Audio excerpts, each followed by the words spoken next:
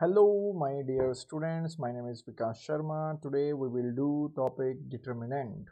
Okay, हमने इससे पहले मैट्रिसेस किया था. मैट्रिसेस का ही मिलता जुलता पार्ट है ये डिटर्मिनेंट.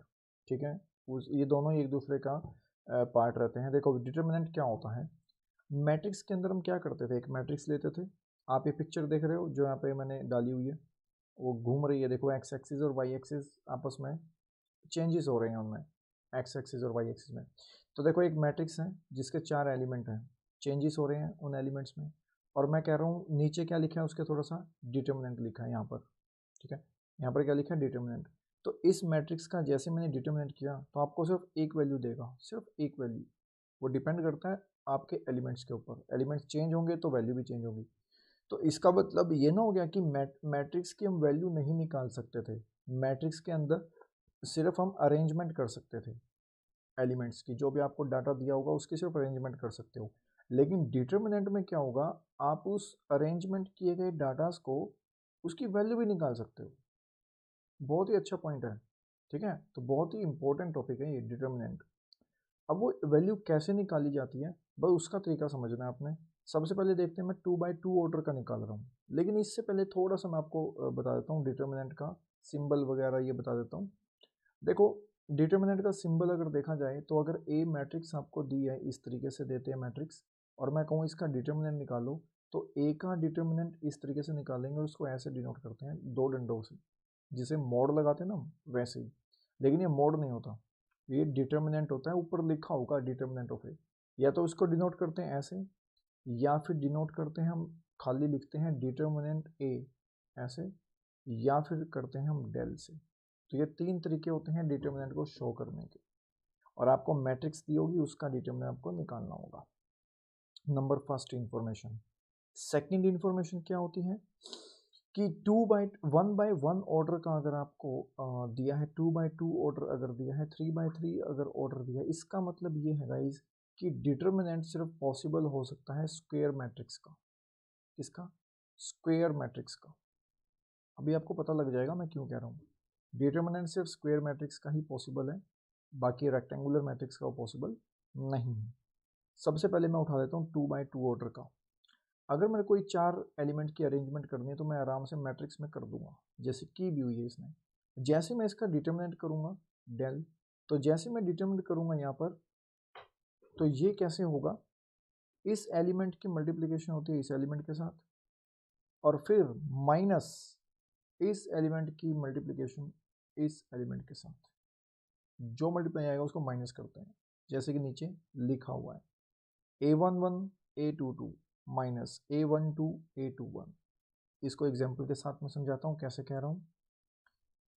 इसमें क्वेश्चन का कहा गया है कि x निकालना है आपको, और साफ साफ क्लियर किया हुआ है कि ये जो दो मोड लगाए गए हैं इसका मतलब है डिटर्मिनेंट यहाँ पर. ठीक है गाइस, ये डिटर्मिनेंट का साइन होता है. तो आप डायरेक्ट डिटर्मिनेंट करोगे, उसका सिंबल था ये, या फिर ये, या फिर ये. ठीक है, तो अब मैं इसको डिटर्मिनेंट करने जा रहा हूँ. वो कैसे करूँगा, 2 × 1, 2 × 1 कितना होता है, 2 होता है, माइनस 5 × 4 कितना होता है, 20 होता है. ये आ गया मेरे पास एक डिटर्मिनेंट इस मैट्रिक्स का. यानी कि अब इक्वल टू इस मैट्रिक्स का मैं क्या करने वाला हूँ, डिटर्मिनेंट करने वाला हूँ. सेम वही चीज़, इस एलिमेंट को इस एलिमेंट के साथ मल्टीप्लाई, ये हो जाएगा 2x² माइनस 6 × 4 24. ठीक है, यहाँ से जब मैं इसको सॉल्व करूँगा तो सॉल्व करने पर यहाँ मेरे को -18 मिलने वाला है, यहाँ मेरे को 2x² माइनस 24 मिलने वाला है, और यहाँ से जो मैं 2x² निकालूंगा तो 2x² मेरा निकलेगा यहाँ पर 6, और इस 2 से ये कैंसिल हो जाएगा 3. तो x की वैल्यू आ जाएगी आपकी +-√3. तो ये आपकी वैल्यू निकल गई x की. आई होप कि आपको समझ में आ गया होगा कि 2x2 मैट्रिक्स ऑर्डर का हम डिटर्मिनेंट कैसे निकाल सकते हैं. ये मेथड आपको याद रखना है. ऐसे होती है मल्टीप्लिकेशन, और फिर जो मल्टीप्लाई करके आएगा उसको माइनस करेंगे इस तरीके से. ठीक है गाइस, नेक्स्ट पे चलते हैं. अब डिटर्मिनेंट करते हैं 3 ऑर्डर का. 3 ऑर्डर का डिटर्मिनेंट कैसे होता है, यहाँ पर थोड़ा सा आपने चेंजेस करने हैं. फॉर एग्जाम्पल आपके सामने एक मैट्रिक्स दी गई है ये वाली, और यहाँ पे ये साइन हो गया मोड का, यानी कि डिटर्मिनेंट करना है हमें। तो यहाँ पर लिखना क्या होता है, यहाँ पर ऐसे लिखते हैं हम, determinant matrix A with the help of row 1 और 2 और 3, कॉलम 1 और 2 और 3। इसका मतलब ये कि आप डिटर्मिनेंट करोगे या तो रो की हेल्प से या फिर कॉलम की हेल्प से।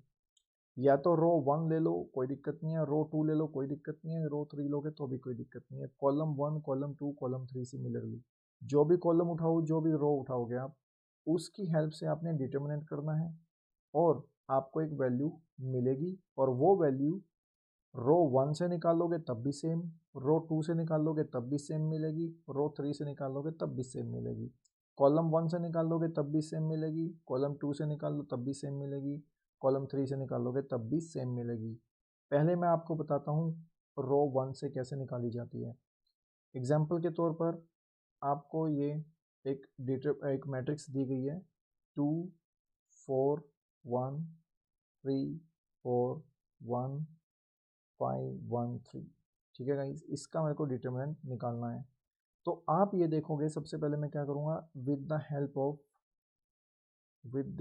Of row 1। तो रो 1 के जितने भी एलिमेंट हैं आप लिखो, 2 है, 4 है, 1 है। इन एलिमेंट्स की हेल्प से मैं इसका डिटरमिनेंट निकालूंगा। कैसे निकालूंगा, अगर आप देख पा रहे हो, इसको ऐसे कंपेयर करोगे तो इसको भी ऐसे ही कंपेयर करना है, इसको भी ऐसे ही कंपेयर करना है। तो कैसे होता है ये, मान लो मैं कहूँ आपको कि रो 1 के आप एलिमेंट्स उठाओगे और इसको किस तरीके से डिफाइन करोगे ये भी आपको पता होना चाहिए। मैं एक इन्फॉर्मेशन और बता देता हूँ आपको, वो ये कि हमेशा डिटर्मिनेंट के अंदर आपने देखना क्या होता है, साइन देखने होते हैं।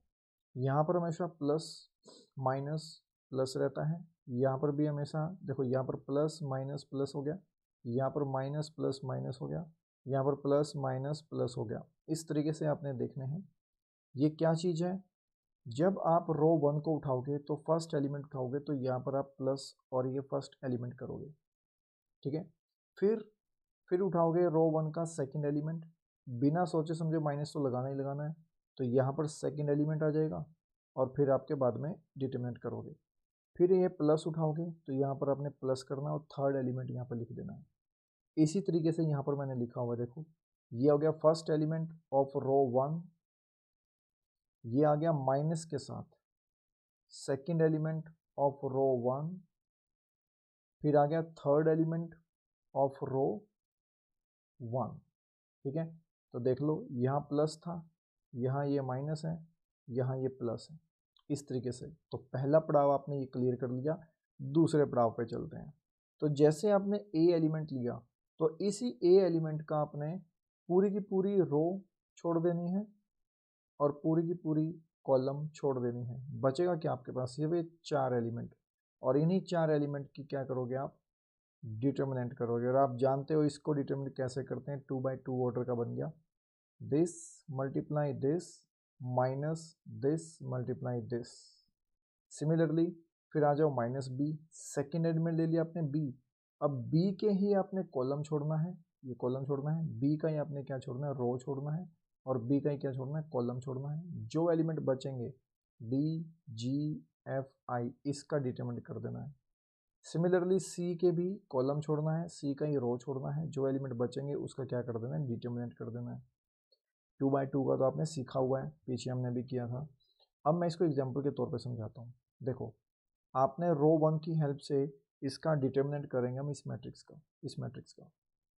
तो पहले मैं रो 1 का फर्स्ट एलिमेंट ले लूँगा 2, जो कि यहाँ पर क्या होता है, प्लस होता है, यहाँ पर माइनस होता है, यहाँ पर प्लस होता है। तो मैं +2 उठाया, इसी 2 की मैं कॉलम छोड़ दूंगा और इसी 2 का मैं क्या छोड़ दूंगा, रो छोड़ दूंगा। तो बचेगा क्या आपके पास, 4 1 1 3। तो देखो सिंपल, फिर ये माइनस आएगा साथ में, मैंने आपको पहले कहा था माइनस आएगा यहाँ पर, और सेकंड एलिमेंट उठेगा इस रो का, वो है 4, और फिर से इसी की कॉलम छोड़ दो और इसी का क्या छोड़ना है आपने, रो छोड़ना है। बचेगा क्या आपके पास, 3 5 1 3। 3 5 1 3। फिर आपने थर्ड एलिमेंट उठाना है। थर्ड एलिमेंट आपका क्या है 1, 1 आ जाएगा यहाँ पर, और साथ में देखना ये प्लस भी है यहाँ पर, ये प्लस भी चलता रहेगा। अब इसी 1 का क्या छोड़ना है आपने कॉलम, और इसे क्या छोड़ना है आपने रो। बचेगा क्या आपके पास, ये 4 एलिमेंट बचेंगे 3 4 5 1 3 4 5 1। अब मेरे को बताओ इसका कैसे करते थे हम। 4 इंटू 3 12 माइनस 1 इंटू 1 1, और मल्टीप्लाई में ये 2 साथ में ही रहेगा, हो गया determinant. Minus 4 as it is. अब ऐसे ही 3 3 9 माइनस 5 इंटू 1 5, तो 9 माइनस 5। सिमिलरली आप करोगे इसका +1, तो आप लिखोगे +1। 3 इंटू 1 3 माइनस 4 इंटू 5 20। तो अगर सॉल्व करके देखोगे तो क्या आएगा यहाँ पर, 12 माइनस 1 11, 11 इंटू 2 22, माइनस 4 इंटू 4 16। फिर ये माइनस आ जाए कंप्लीट। देखो ये हो जाएगा -18, और ये -18 इस प्लस को क्या बना देगा, माइनस बना देगा, तो -18। तो बताओ 22 में से मैं 16 को माइनस करूंगा तो क्या बचेगा, 6 बचेगा, और -18 करूंगा तो क्या बचेगा, माइनस का 12। तो आपके पास आंसर क्या बचा, सॉरी यहाँ पर -17 आएगा। Okay guys, -17। तो 6 माइनस 17 माइनस का 11, तो माइनस का 11 आपका क्या बच गया आंसर। यानी कि जो मैट्रिक्स आपको दी हुई थी, ये वाली मैट्रिक्स जो गिवन थी, ये मैट्रिक्स जो गिवन थी आपको, इस मैट्रिक्स की एक वैल्यू मिल गई डिटर्मिनेंट करने के बाद। तो इस मैट्रिक्स को जैसे ही हमने डिटर्मिनेंट किया तो आपके पास एक वैल्यू निकल कर आ गई -11। अब आप सोच रहे होंगे वैल्यू का मतलब क्या है, धीरे धीरे चैप्टर समझो, आपको इस वैल्यू का मतलब भी समझ में आ जाएगा क्या है। तो अभी तक आई होप कि आपने रो 1 की हेल्प से ऑर्डर 3 का डिटर्मिनेंट निकालना सीख लिया होगा, और इसीलिए मैंने कहा था आपको ऑर्डर 3 के अलावा, यानी कि जो ऑर्डर है आपके वो स्क्वायर मैट्रिक्स होनी चाहिए, सेम ऑर्डर के होने चाहिए रो एंड कॉलम।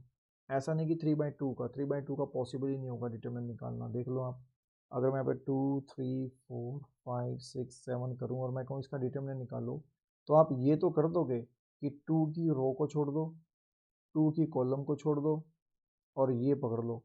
अब इसका डिटर्मिनेंट कैसे करोगे, पॉसिबल ही नहीं है। 4 एलिमेंट चाहिए कम से कम डिटर्मिनेंट निकालने के लिए, या फिर अकेला एक ही एलिमेंट चाहिए आपको, बस इसका 6 आ जाएगा, या फिर आपको चाहिए 4 एलिमेंट, ठीक है, डिटर्मिनेंट निकालने के लिए। तो इसलिए यहाँ पर 2 ही बचे हुए हैं ना, तो इसलिए पॉसिबल ही नहीं है 3/2 का। तो हमेशा याद रखना 2/3 3/2 रेक्टेंगुलर मैट्रिक्स का कभी भी क्या नहीं होता, डिटर्मिनेंट नहीं निकाल सकते आप। नेक्स्ट चलते हैं, एरिया निकालते हैं हम ट्रायंगल का यूजिंग डिटर्मिनेंट। जी हाँ, डिटर्मिनेंट का यूज़ करके हम क्या निकाल सकते हैं, एरिया भी निकाल सकते हैं ट्रायंगल का, जो आपने 10th तक पढ़ा है, अभी तक 11th तक पढ़ा है कैसे निकालते हैं एरिया।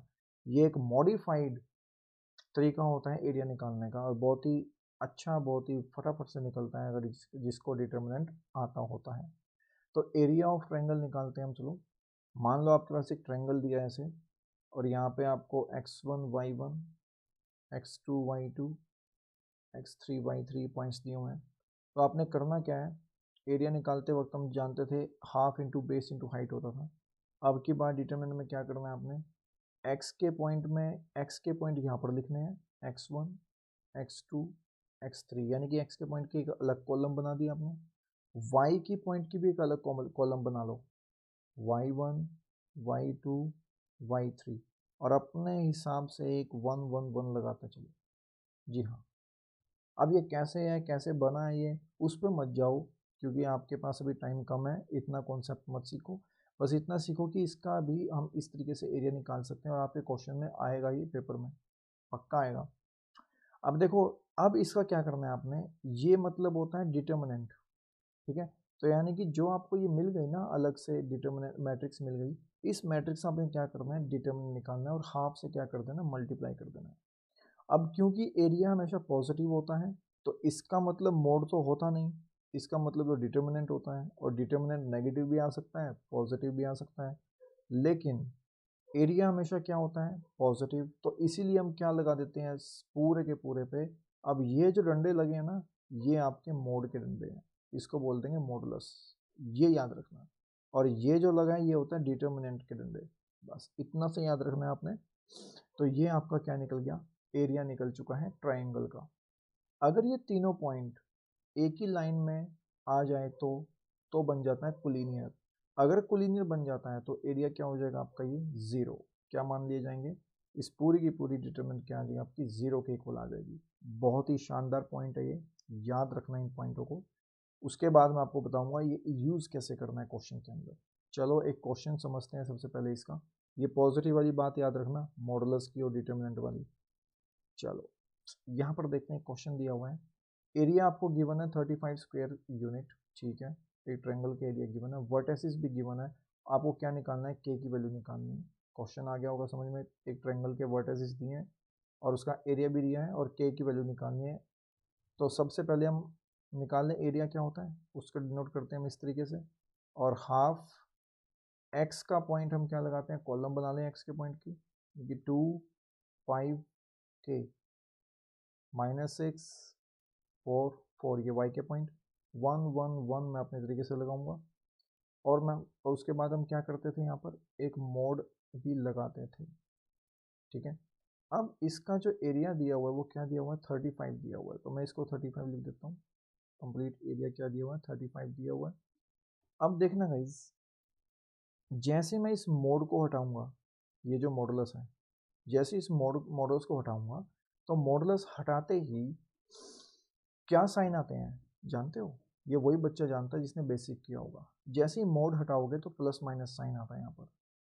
तो मैं अब क्या करूँगा, हाफ ऑफ 2 5 के -6 4 4 1 1 1, मोड मैंने हटा दिया। अब ये आ जाएगा +-35। आ गया होगा सबको समझ में, मोड हटाने पर मैं प्लस माइनस साइन आता है और ये मेरा साइन आ चुका है। इसका रीज़न और भी होते हैं, ऐसा नहीं कि एक ही रीज़न है इसका। हमेशा ट्रायंगल अगर देखा जाए, ट्रायंगल हमेशा पॉजिटिव डायरेक्शन में बन सकता है, पॉजिटिव प्लेन में, और नेगेटिव प्लेन में बन सकता है। तो ये प्लस और ये माइनस, डायरेक्शन चेंज हो सकती है उसकी, कोई दिक्कत नहीं है। आपको कैसे पता कि ये जो स्क्वायर यूनिट है ये ऊपर वाले की है ना। तो इसीलिए याद रखना, इन चीज़ों को भी हम ऐसे भी देख सकते हैं।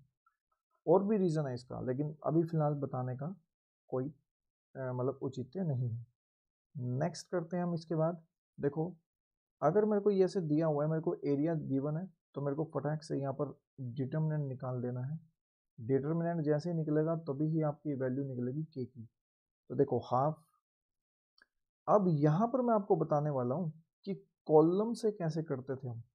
अगर देखो रो वन की हेल्प से तुम कर ही सकते हैं, नो डाउट। रो वन की हेल्प से आपने सीखा भी हुआ है, लेकिन कॉलम वन की हेल्प से यहाँ पे बहुत इजी हो जाएगा, क्योंकि यहाँ पर आपको सोचना नहीं पड़ेगा, सिर्फ 1 1 1 लगाना है। और किसका ध्यान देना है, इन साइंस का, प्लस माइनस प्लस। अब देखो कॉलम वन की हेल्प से जो मैं निकालूंगा तो सारे एलिमेंट में कॉलम वन के उठाऊंगा। तो हाफ तो बाहर है ये मेरा, तो अंदर क्या आ जाएगा, पहले वन उठाऊंगा कॉलम वन का फर्स्ट एलिमेंट, और फिर मैं इसी फर्स्ट एलिमेंट की कॉलम छोड़ दूंगा और रो भी छोड़ दूंगा।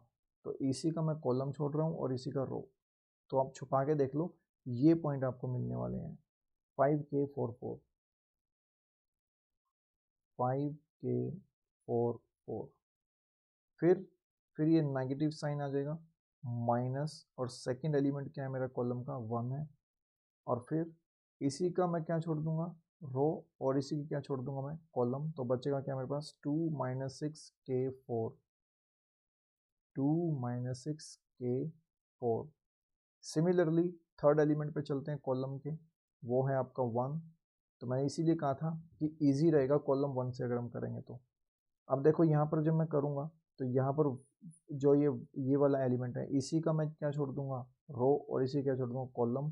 तो बचेगा क्या, 2 6 5 4, 2 6 5 4, ये बचने वाला है। और इज इक्वल टू में क्या है मेरा, +-35 है। अब मैं इसको सॉल्व कर लूँगा। सॉल्व कैसे करूँगा, देखो 5 × 4 20, 20 माइनस के इंटू 4 4K।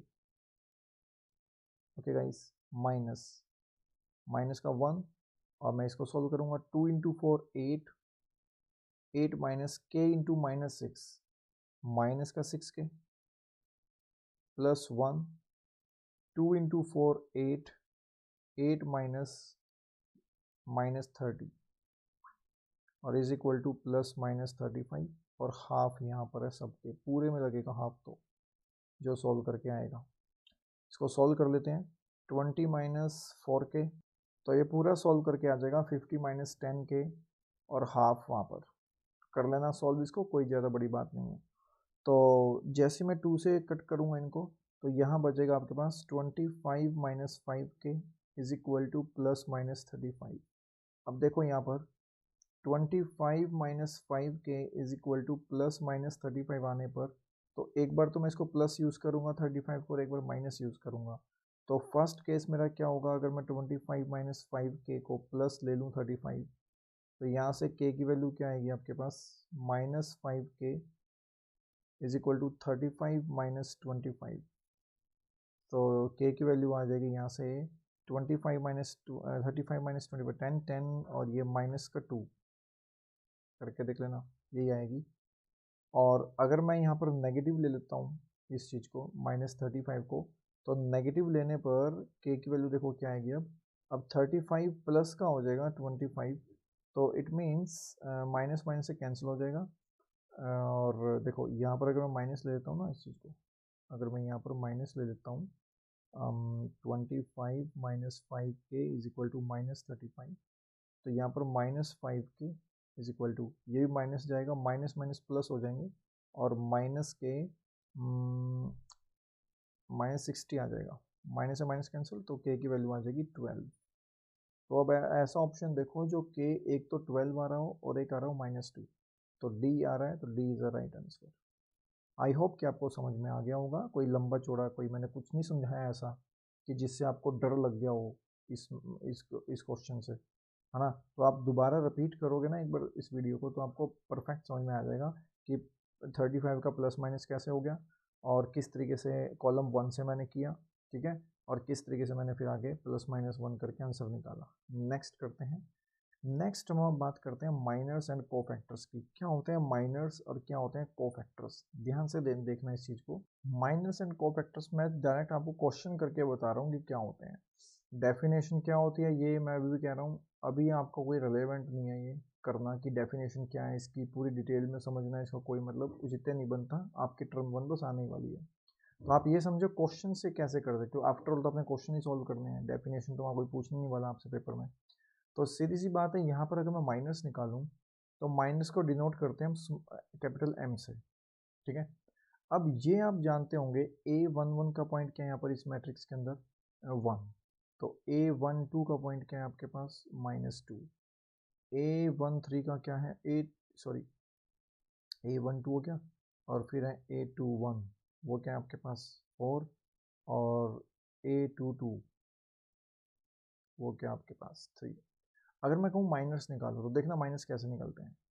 माइनर्स M11 इस तरीके से कहोगे, यानी कि माइनर ऑफ एलिमेंट A11 ऐसे, तो इसको डिनोट करते हैं हम M11 से। तो माइनर ऑफ एलिमेंट A11 तो उसको बोल दूंगा M11, ठीक है। अब मैं कैसे निकालूंगा, इस A11 का निकाल रहा हूँ ना माइनर, तो मैं इसी A11 की यानी कि जो 1 है यहाँ पर, इसी का तो मैं रो छोड़ दूंगा और इसी का मैं छोड़ दूंगा कॉलम, तो बचेगा क्या मेरे पास 3, तो ये -1 1 निकल गया 3। आई होप कि मेरे को समझ में आ गया हो। दूसरा निकालता हूँ फिर और समझ में आ जाएगा।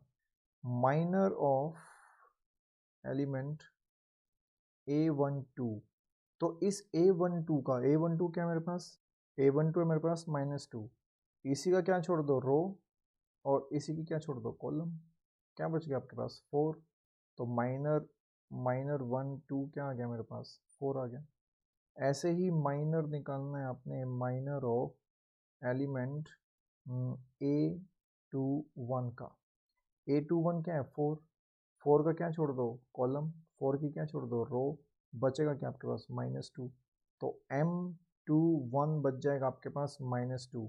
ऐसे ही M22 अगर निकालोगे तो 3 वाले की रो छोड़ दो ऐसे और 3 वाले का कॉलम छोड़ दो, इस तरीके से बचेगा आपके पास सिर्फ 1, तो ये आ गया 1।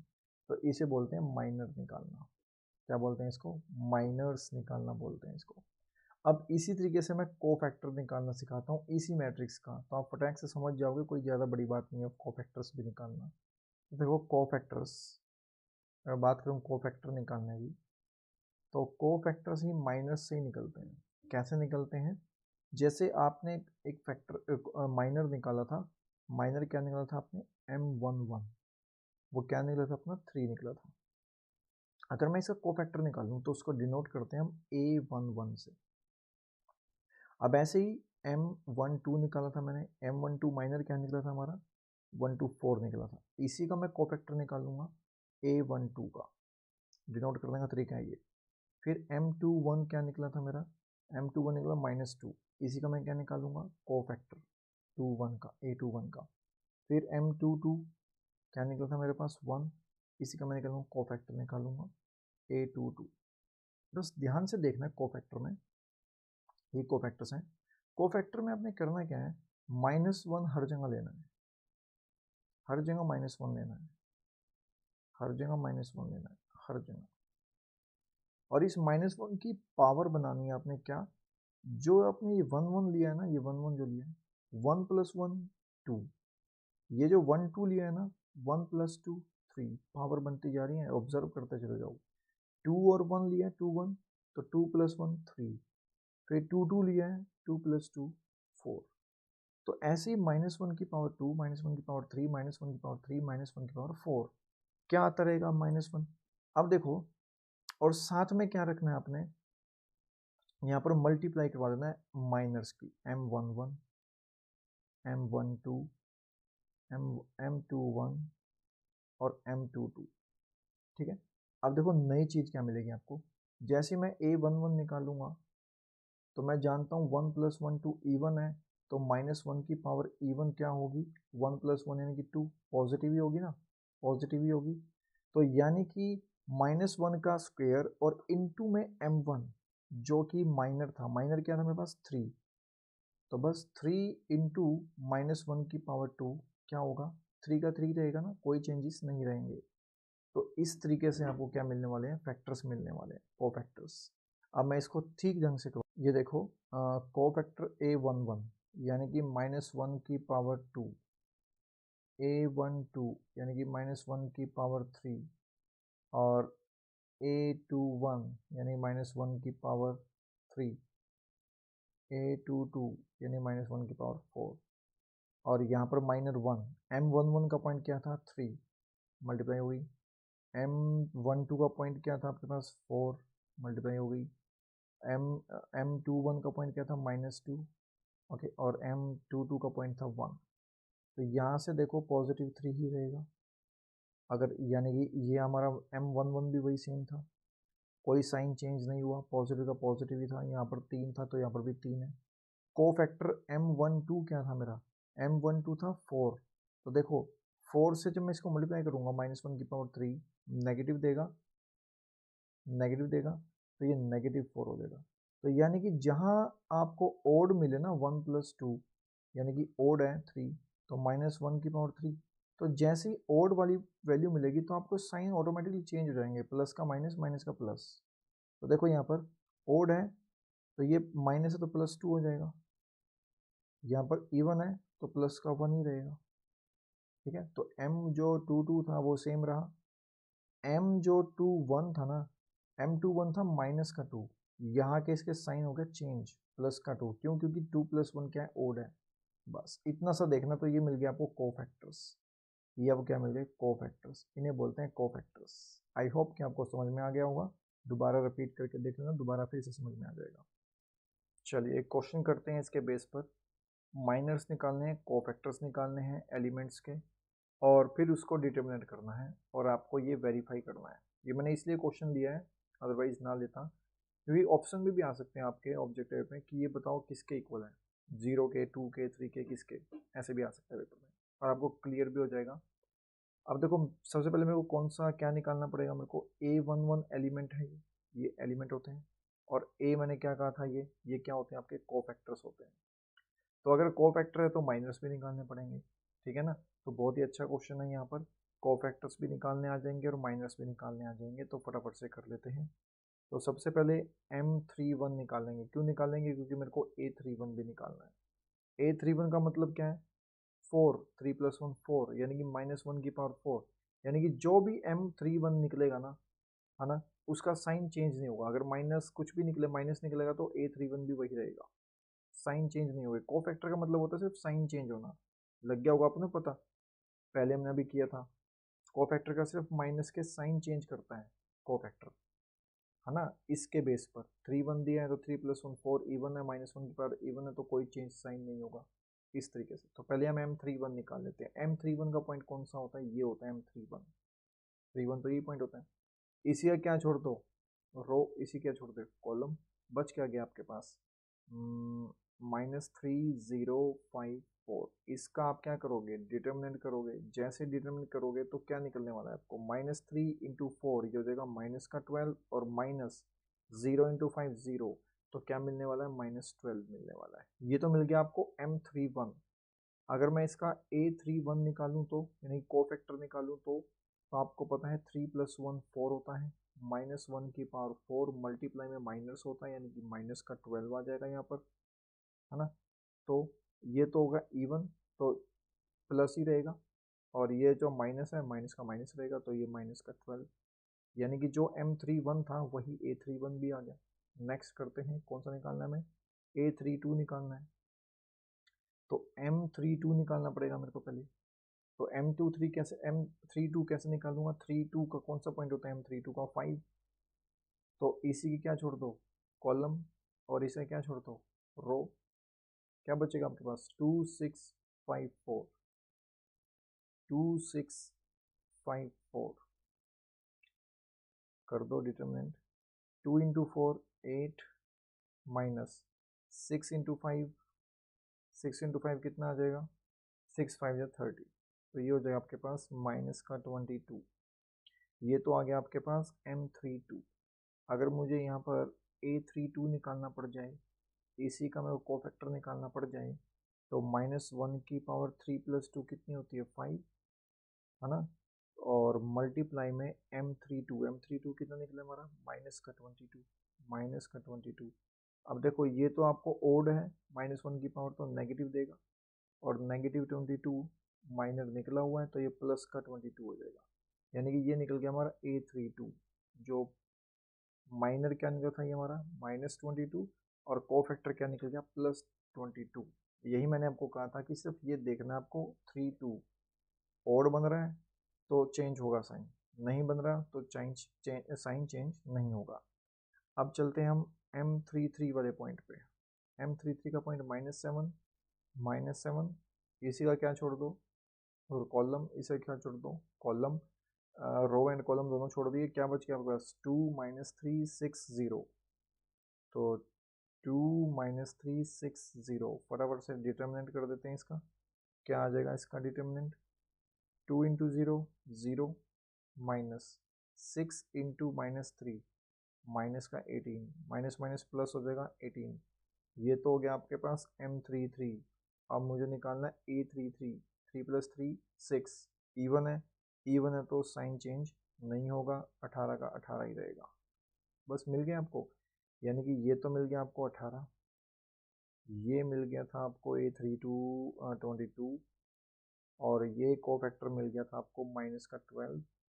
अब मल्टीप्लाई करना है A11 के साथ। A11 यहाँ से उठाएंगे इस मैट्रिक्स से, 2 है A11 तो 2 मल्टीप्लाई, प्लस A2, A12 क्या है? A12 -3 है, तो यहाँ पर लिखोगे -3 मल्टीप्लाई, प्लस A13 क्या है?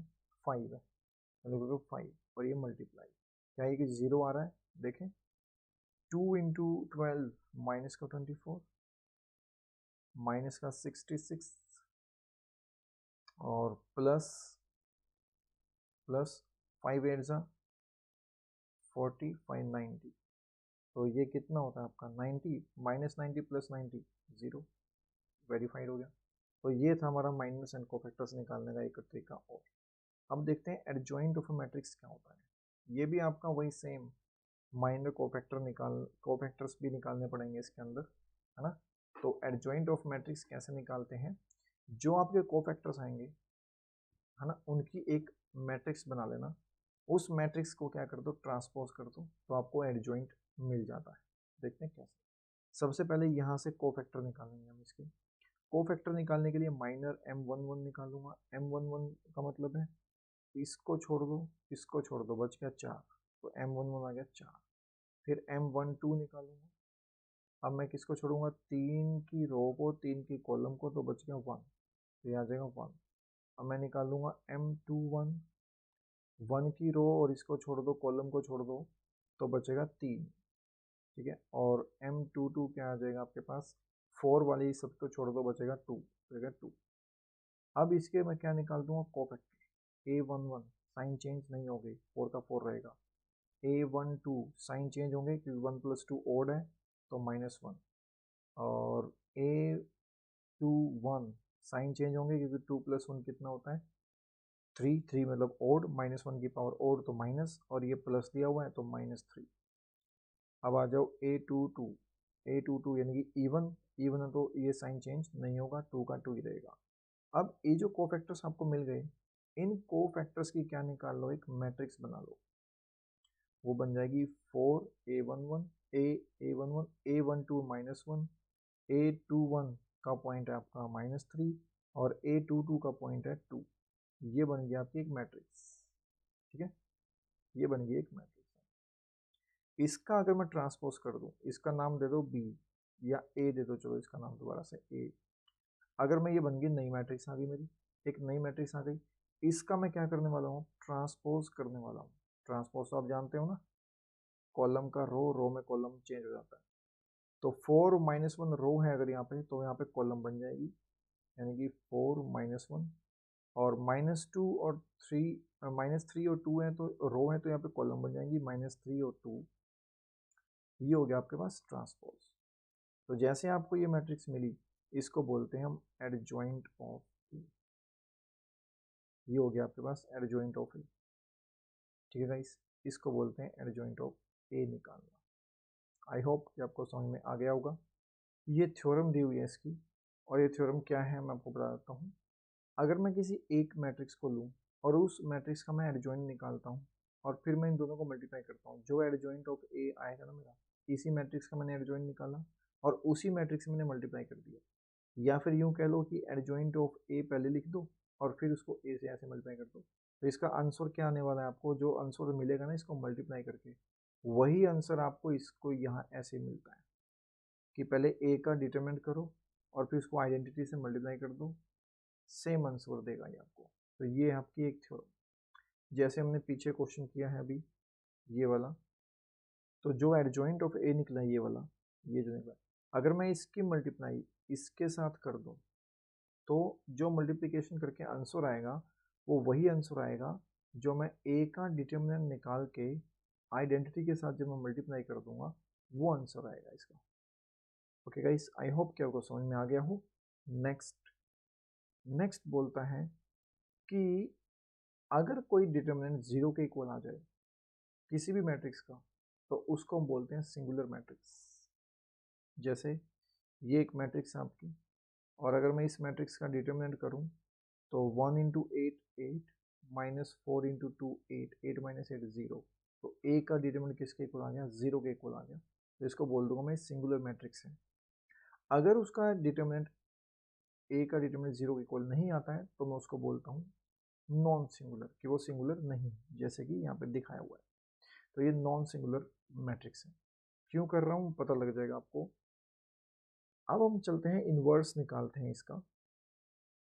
देखो इनवर्स कैसे निकलता है आपको बताया गया है यहाँ पर, ऐसे निकलता है इनवर्स। किसी भी मैट्रिक्स का इनवर्स अगर निकालना हो तो ऐसे निकलता है।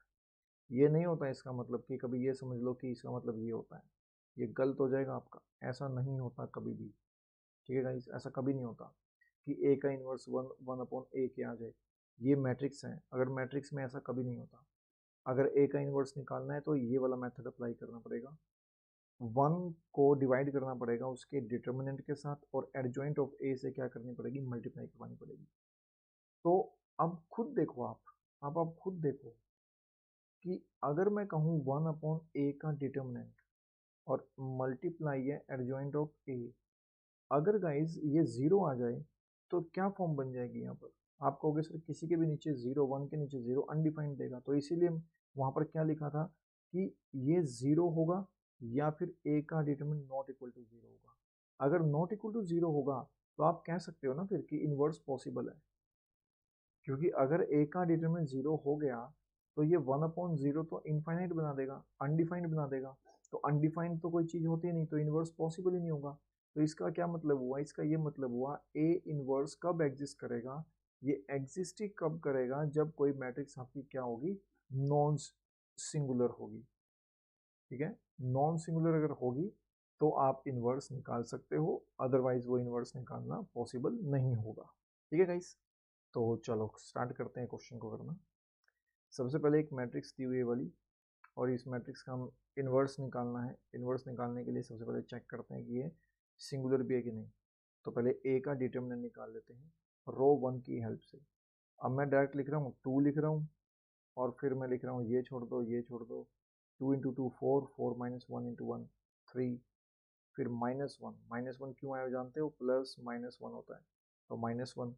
इसका रो छोड़ दो, इसी कॉलम छोड़ दो, 2 इंटू 1, 1 इंटू 1 यानी कि 1 आ जाएगा माइनस में, फिर +1, और फिर इस +1 का कॉलम छोड़ दो, इसी का रो छोड़ दो, 1 इंटू 1 1, 1 माइनस 2 इंटू 1 -1, तो ये -1 आ गया।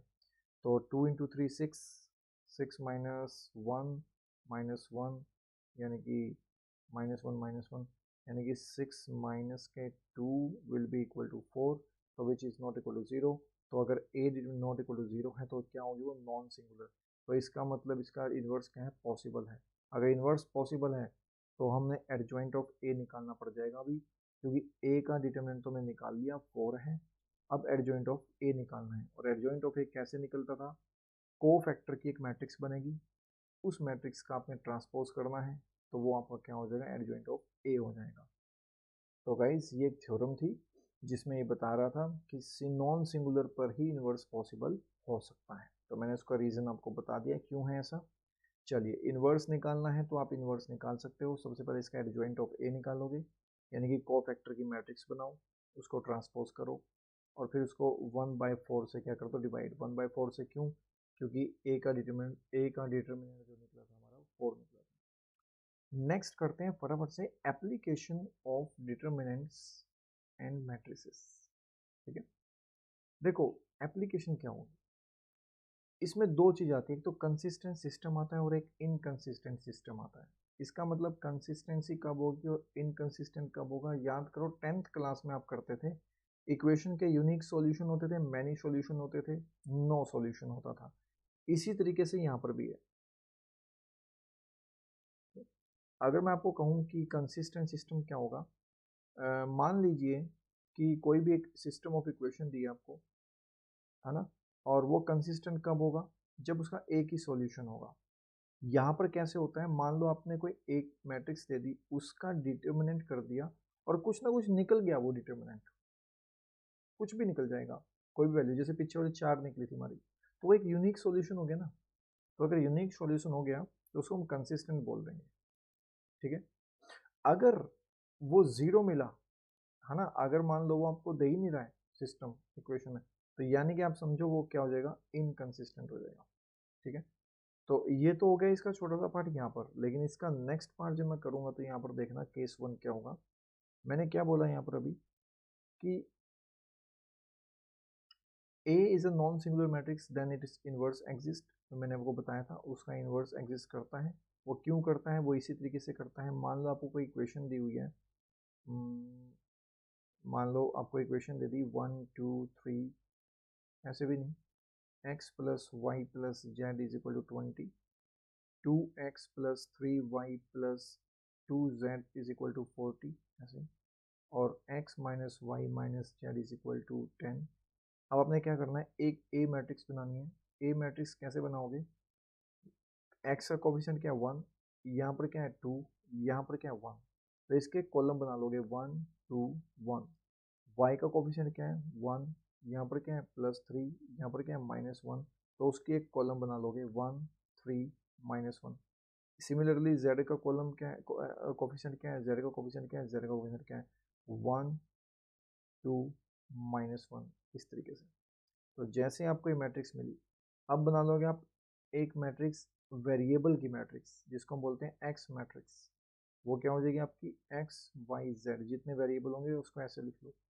फिर आप बनाओगे एक बी मैट्रिक्स, बी मैट्रिक्स बनेगी कांस्टेंट की, जो यहाँ पर कांस्टेंट है, यानी कि 20 40 और ये 10। अब इसको एक रिलेशन में लिखना है अपने, वो रिलेशन होगा A X is equal to B, ऐसे जो यहाँ पे दिया हुआ है ना, वही तो रिलेशन है यहाँ पर भी। तो A X is equal to B, तो ए मैट्रिक्स ये है, बी एक्स मैट्रिक्स ये है, और बी ये है। अब इसको अगर प्री मल्टीप्लाई करूँ मैं ए इनवर्स के साथ, ऐसे प्री मल्टीप्लीकेशन करता हूँ मैं यहाँ पर ए इनवर्स। प्री मल्टीप्लाई का मतलब जानते हो, पहले मल्टीप्लाई करना, इससे पहले और बी से पहले, ये हो गया। अब ए इंटू ए इनवर्स, मैंने आपको बताया था ये आइडेंटिटी देगा आपको हमेशा, और ये होगा एक्स इज इक्वल टू क्या बचेगा अब ए इनवर्स बी, क्योंकि आइडेंटिटी अगर किसी के साथ मल्टीप्लाई होती है एक्स के साथ तो वो एक्स ही रहेगा, is equal to a inverse b. तो अब ये इनवर्स हो गया आपका। तो इस तरीके से आपने इक्वेशन निकाली। यहाँ पर आपका क्या बनेगा, एक सिस्टम ऑफ इक्वेशन कहते हैं इसको। और यहाँ पर इस इक्वेशन की हेल्प से हम क्या निकाल सकते हैं, एक्स वाई जेड निकाल सकते हैं।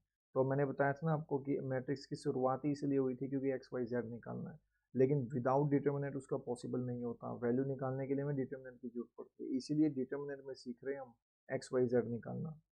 अगर कोई मैट्रिक्स सिंगुलर हो जाए, ए इज इक्वल टू 0, ठीक है, तो उस केस में इन्वर्स तो पॉसिबल नहीं होगा, राइट, इन्वर्स उसका पॉसिबल नहीं होगा। लेकिन अब वो क्या होगी, कंसिस्टेंट होगी कि इनकंसिस्टेंट होगी, है ना। वो कैसे पता लगेगा, अगर आपको ए डिटर्मिनेंट अगर 0 मिल जाए तो आपने क्या देखना है, अब उससे पहले आप उसको निकालोगे एडजॉइंट ऑफ ए, उसको मल्टीप्लाई करोगे उस मैट्रिक्स के साथ, बी के साथ, ये वाली बी के साथ, इस वाली बी के साथ, इसका एडजॉइंट का इसके साथ मल्टीप्लाई करोगे। अगर वो नॉट इक्वल टू 0 आता है तब अब कहेंगे कि ये क्या है, इनकंसिस्टेंट है। अगर वो भी 0 के इक्वल आ जाता है तो यहाँ पर आप क्या बोल दोगे सिंपली, या तो इसके बहुत सारे सॉल्यूशन बनेंगे इनफाइनाइट, या फिर इसका कोई सॉल्यूशन नहीं बनेगा, या तो ये कंसिस्टेंट हो गए या फिर इनकंसिस्टेंट हो गए। अब ये डिपेंड करता है बहुत सारी चीज़ों पर, लेकिन वो जो डिपेंडेंट की चीज़ है वो आपके सिलेबस में नहीं है। तो आप बस इतना रखो, जब भी ऑप्शन में मिलेगा आपको कि बताओ ये कंसिस्टेंट है कि इनकंसिस्टेंट हो, थर्ड ऑप्शन मिलेगा ना, तो ये या तो ये कंसिस्टेंट है या फिर इनकंसिस्टेंट है, ठीक है। इसको मैं बताऊंगा। देखो सबसे पहले यहाँ पर एक क्वेश्चन कर लेते हैं इनवर्स निकालने का। Find A inverse, solve the system of equation. तो इसको मैं क्या लेट कर लूँगा बी, इसको मैं क्या लेट कर लूँगा एक्स, इसको मैं क्या लेट कर लूँगा ए, यानी कि ए मैट्रिक्स क्या होगी मेरे पास 2 3 1, बी मैट और -1 सॉरी -3, वाई का कोफिशिएंट आ गया 2 और 1। अब किसका कोफिशिएंट होगा, जेड का 5 -4 -2, ये तो बन गई मेरे पास ए मैट्रिक्स ए। अब मैं निकालूंगा एक्स मैट्रिक्स, एक्स क्या होगी मेरे पास, एक्स वाई जेड होगी simple, is equal to B. तो बी क्या होगी मेरे पास 11 -5 और ये -3। चलो अब क्वेश्चन हम करते हैं सॉल्व। तो देखो सबसे पहले हमें ए इनवर्स निकालना है, find A inverse, using A inverse solve the system of equation, है ना। तो सबसे पहले हम ए इनवर्स निकालने के लिए एडजॉइंट निकालेंगे, कोफैक्टर्स निकालेंगे, माइनस निकालेंगे, है ना, फिर ए इनवर्स निकालेंगे। तो सबसे पहले हम देख लेते हैं इनवर्स पॉसिबल है भी कि नहीं, क्या करके, इसका डिटरमिनेंट करके। डिटरमिनेंट मैं कैसे करूँगा, अब देखो यहाँ पर मेरे को 1 और 1 नीचे दिखाई दे रहे हैं रो 3 में, वो ज़्यादा मेरे को ईजी लग रही हैं, तो मैं इसको निकालूंगा रो 3 की हेल्प से। जानबूझ के कर रहा हूँ ताकि आपके कॉन्सेप्ट क्लियर हो जाए। रो 3 की हेल्प से करूँगा तो पहले लिखूंगा 1, क्योंकि यहाँ पर होता है पॉजिटिव नेगेटिव पॉजिटिव, और अगर ये पॉजिटिव है तो ये नेगेटिव और ये पॉजिटिव। चलो सबसे पहले पॉजिटिव 1, और फटाफट से करते हैं, इसकी रो छोड़ दो, इसे कॉलम छोड़ दो। -3 इंटू -4, ये बचेगा ना, सिर्फ ये 4 पॉइंट बचेंगे, ये 4 पॉइंट, -3 5 2 -4, ये बच गया, इसका डिटरमिनेंट कर देंगे, ठीक है गाइस। देखो ए का डिटरमिनेंट कर रहा हूँ मैं यहाँ पर। सबसे पहले मैं लिखूंगा रो 3 की हेल्प से कर रहा हूँ, ठीक है। रो 3 की हेल्प से पहले पॉइंट आता है +1, और क्या बचेगा, रो और कॉलम छोड़ेंगे अगर मैं 1 का ही एलिमेंट का, तो मेरे को मिलेगा -3 प्लस का 5 और 2 और माइनस का 4। फिर मैं लूँगा एक -1 क्यों लूँगा ये आप सब जानते होंगे कि सेकंड एलिमेंट लूँगा मैं R3 का, जो कि माइनस का होने वाला है, माइनस करूँगा ना उसमें से, ये वाला पार्ट याद रखना आपने। ये सॉरी एक सेकंड, इसको कंफ्यूजन हो रही होगी आपको यहाँ पर कि, एक सेकंड में इसको रब कर देता हूँ, ये वाला पार्ट, ये वाला पार्ट और ये वाला पार्ट। अब आप जानते होंगे ए क्या है, एक्स क्या है और बी क्या है। तो -1 ले लिया, और अब मैं -1 का ही रो छोड़ रहा हूँ, इसी का कॉलम छोड़ूंगा, इसी की रो छोड़ूंगा, तो 2 5 3 -4 बचेगा। 2 5 3 -4 बचेगा। फिर मैं लूँगा प्लस का third element of row 3, third element तो -2 है, लेकिन प्लस मैं लगा दूंगा यहाँ पर ऑटोमेटिकली, क्योंकि आप जानते हो प्लस मेरे को लगाना ही है। अब यहाँ पर आ जाएगा, इसी का कॉलम छोड़ दो और इसी का छोड़ दो, रो छोड़ दो, तो यहाँ बचेगा आपके पास 2 -3 3 2, 2 -3 3 2, और फटाफट से इसका डिटरमिन कर दो without any change time waste किए। मैं डायरेक्ट कर रहा हूँ, तो गाइस डायरेक्ट करने पर मेरे को ये ए का डिटरमिन जो मिल रहा है वो मिल रहा है 4, ठीक है। तो करके देख लेना ऐसे ही, इस तरीके से माइनस मल्टीप्लाई करके फिर माइनस ये, फिर 2 इंटू -4 करके माइनस ये, इस तरीके से करके देख लेना, आपके पास 4 ही आएगा। तो इसका not equal to 0, non singular तो इसका इन्वर्स पॉसिबल है। इन्वर्स पॉसिबल निकालने के लिए हमें इन्वर्स कैसे निकलता है, 1/a का डिटर्मिनेंट और मल्टीप्लाई एडजॉइंट ऑफ ए। तो हमें एडजॉइंट ऑफ ए निकालना है सबसे पहले अब, क्योंकि इसका ये तो निकल चुका है हमारा डिटर्मिनेंट, तो हमें निकालना है एडजॉइंट ऑफ ए। अब एडजॉइंट ऑफ ए निकालने के लिए क्या करें, माइनस एंड कोफैक्टर निकालने पड़ेंगे। चलो करते हैं। तो ये आपकी गाइस मैट्रिक्स, इसका पहले M11 निकाल लेंगे हम। M11 निकालने के लिए 2, ये 2 की कॉलम छोड़ दो, 2 की रो छोड़ दो, मैं डायरेक्ट कर रहा हूँ। देखो यहाँ बचेगा आपके पास 2 -4 1 -2 बचेगा, इसका डिटरमिनेंट कर देना है हमें। फिर निकाल लेंगे M12 निकालने के लिए -3 की कॉलम, -3 की रो छोड़ दो, 3 1 -4 -2, 3 1 -4 -2। जितनी प्रैक्टिस करोगे उतनी कम मैं तो कहूँगा, क्योंकि यहाँ पर सारा खेल प्रैक्टिस का है आपके पास। जितनी प्रैक्टिस करोगे फटाफट से आता रहेगा, क्योंकि 3/3 ऑर्डर की माइनर कोफैक्टर निकालते निकालते इतना बोर हो जाता है इंसान, तो आगे करने का मन ही नहीं करता, ठीक है ना। तो इसलिए प्रैक्टिस करने फटाफट से निकल जाएगा आपका। और लास्ट में अब जब मैं MCQs लगाऊंगा तो आपको इसके शॉर्टकट भी बता दूंगा मैं। M13 में 5 का रो और कॉलम छोड़ दो, 3 2 1 1 3 2 1 1। सिमिलरली M21 करेंगे, M21 क्या निकलने वाला है आपके पास, M21 निकलेगा आपका 3 वाला पॉइंट है ये वाला, इसी की रो इसी कॉलम छोड़ दो, -3 5 1 -2, -3 5 1 -2। सिमिलरली M22 निकालोगे तो M22 क्या निकलेगा, इसका रो कॉलम छोड़ दो, 2 5 1 -2, 2 5 1 -2। सिमिलरली M23 निकालोगे तो क्या निकलेगा, इसी का ये छोड़ दो, -4 का कॉलम, -4 की रो, 2 -3 1 1, 2 -3 1 1। सिमिलरली आप निकालोगे अब M31 यानी कि 1 वाला पॉइंट, इसी की रो इसी की कॉलम छोड़ दो, क्या बचेगा आपके पास, रो कॉलम, -3 5 2 -4, -3 5 2 -4।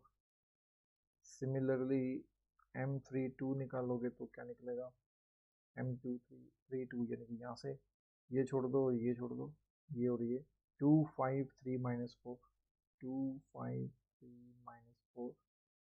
अब लास्ट बच गया M33, बस माइनस निकालने तक है, कोफैक्टर तो साइन ही चेंज करने हैं सिर्फ हमें। 3 का ये छोड़ दो, ये छोड़ दो, 2 -3 3 2, 2 -3 3 2। चलो फटाफट से करते हैं यहाँ पर, 12 माइनस माइनस प्लस हो जाएंगे, और माइनस के 10, 2 2 चौके 8, माइनस के 8 और माइनस के 15, -8 -15 माइनस का 23।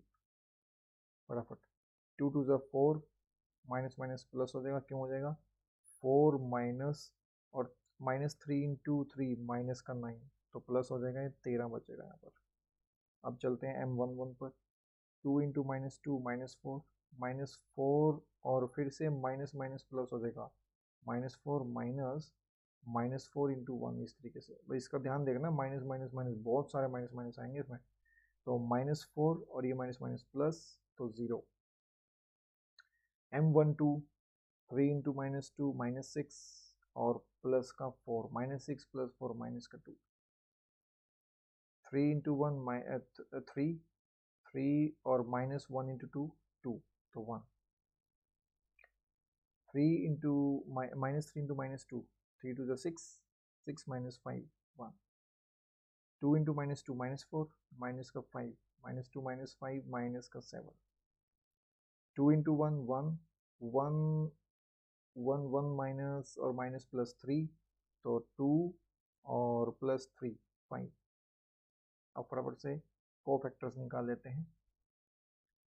A11 A12 A13 A21 A22 A23 A31 A32 A33 A11 बताओ फटाफट से। साइन चेंज होंगे नहीं होंगे, तो 0 का 0 ही रहेगा। तो 1 और 2 ऐड 3 हो गया, ये ओड हो गया, तो साइन चेंज होंगे बिल्कुल होंगे। 1 2 क्या -2 दिखेगा, हो जाएगा +2। ऐसे करते चलना है। 1 + 3 क्या चेंज होंगे नहीं होंगे, तो 1 3 अगर 1 है तो 1 का 1 ही रहेगा। M21 ओड है तो चेंज होंगे बिल्कुल होंगे, -1 हो जाएगा। M22 इवन है, चेंज होगा नहीं होगा, माइनस का -7 ही रहेगा। 3 2 2 3 2 3 5 है तो यहाँ पर चेंज होंगे बिल्कुल होंगे, माइनस का 5 हो जाएगा। ऐसे 3 1 क्या था अपने पास, इवन है, 3 + 1 4 इवन है तो 2 का 2 ही रहेगा। 3 2 ओड है तो -23 तो +23 हो जाएगा। 3 3 इवन है तो 13 और 13 का 13 रहेगा। इसकी क्या बना लो, एक मैट्रिक्स बना लो। एडजॉइंट ऑफ ए आ जाएगा आपके पास। कैसे, सबसे पहले तो बनाओगे इसकी 0 2 1 फिर -1 -7 -5 फिर 2 23 एंड 13 हो गया। अब इसे क्या कर दो, ट्रांसपोज कर दो। ट्रांसपोज करने के बाद एग्जैक्ट आपका एडजॉइंट ऑफ ए आ जाएगा, जो कि होगा 0 2 1 -1 -7 -5 और 2 23 एंड 13 याद है। अब ए इनवर्स निकालना है। ए इनवर्स निकालने के लिए 1/a का डिटर्मिनेंट और एडजॉइंट ऑफ ए से मल्टीप्लाई। 1/a का डिटर्मिनेंट निकला तुम्हारा 4 और यहाँ पे मल्टीप्लाई कर दूंगा इसके साथ 0 -1 2 2 -7 23 1 -5 13 इस तरीके से कर दूंगा।